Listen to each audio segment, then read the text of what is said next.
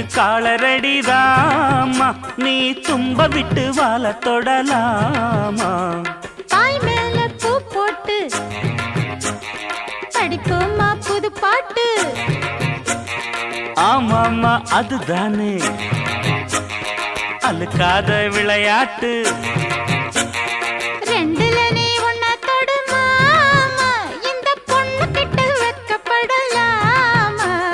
ஜல்லிக்கட்டு காலரடிதாமா நீ தும்ப விட்டு வாழ தொடலாமா